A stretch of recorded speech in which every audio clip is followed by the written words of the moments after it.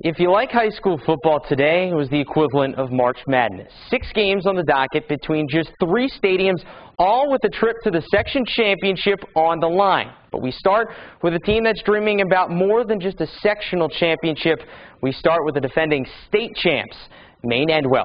The Spartans cutting a rug on the sidelines, and Emmy gave him plenty of reasons to keep on dancing. First quarter off to a rocky start against Norwich, but the Spartans bounce back. Kyle Gallagher to Nick Sorrenti. That's a touchdown and 7-0 Emmy. Later in the first, Spartans looking to add on, and Justin Jacoby filling in for the injured Luis Yaceta, not missing a beat. He's off to the races. Can't quite get out of the reach of this purple tornado defender, but that sets up a Gallagher touchdown a couple plays later, 13-0, and then in the second quarter, Jacoby would find the end zone. He gets in, and he would get in another time this afternoon. All Spartans from there, as despite some injuries, they cruise back into Section 5.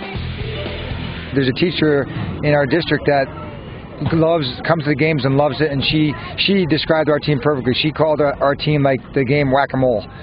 You hit one mole and 4 or 5 pop up and ready to play. So it seems, I couldn't have said it any better myself. Any given player can step up and play, and that's what we've been so proud to have at Maine Endwell's depth. But who would Emmy play? Well, it'll be the winner of this one between two-time defending section champs CV and Johnson City. Clock ticking towards halftime, but Evan Trebilcock trying to get the Warriors on the board again. The QB keeper gets CV the first down. A few plays later, Trebilcock through the air to Zach Collins, his third TD catch of the half. It's 28 CV. Now the opening kick of the second. CV celebrating Halloween a little early. First, the trick.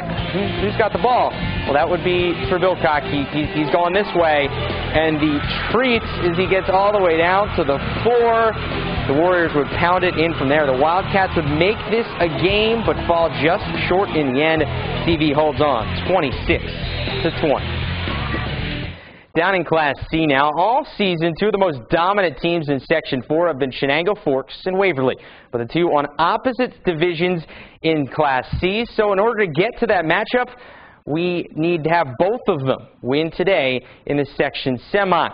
We start with Waverly facing a Sydney team that gave Forks all it could handle this year, and the Warriors testing the Wolverines as well. 7-3 when Zach Cooney gets it on the quarterback keeper. Waverly able to take that lead 10-7. But right before the half, Sydney strikes back. Billy Kozak, he gets through the hole, and he is gone. 42 yards on the score, and at the break, the Warriors leading the Wolverines 13-10, but Waverly not going away. In the third, Cooney this time gives to Dylan Gutierrez. Gutierrez off to the races. The little stop-and-go move gets him in from the 54-yard score. That holds up to be your game-winning touchdown. Waverly finishes it off 17-13 and heads back to its second straight section championship. It was a scary situation at halftime to be down. Now it's only 3 points, but you could see it in their eyes. My God, this could be it. And there's 26 seniors.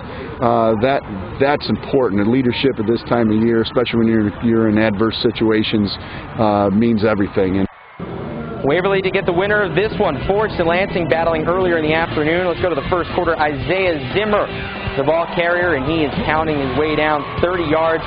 Keeps the sticks moving for the first down. Now inside the 10, Ryan Bronson sneaks it into the corner of the end zone for the first score of the game. It's 7-0 Forks.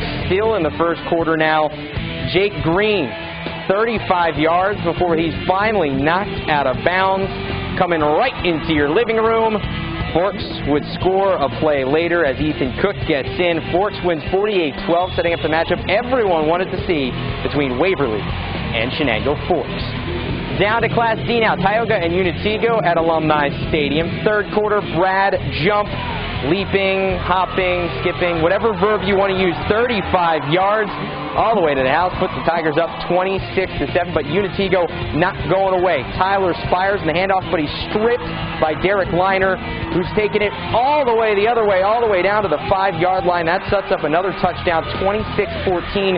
Spartans down by just 12. In the fourth now, Tyler Butler going through the air finds John Wingate 11 yards out, and it's just a 5-point game.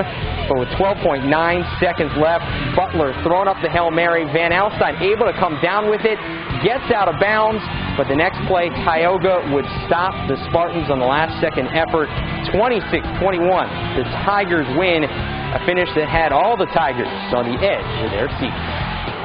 But in the end, I just knew we had to knock the ball down, you know, and get some pressure. We had 5 DBs in the game, and they just had to do their job and make sure that ball landed on the turf. We just knew we had to play tough on the line, and no big plays for a touchdown. Finally, to the last game of the night, filling the last spot in the section championships. Either Harpersville or Groton would get it. The Hornets getting on the board first. Mason Dean in for 6-7 zip Harpersville. That Cinderella story continuing for the Hornets. But Groton would strike back. QB Jeff Hatfield going up top to Damian Young. Young doing the rest. He's gone from there. 7-6 game.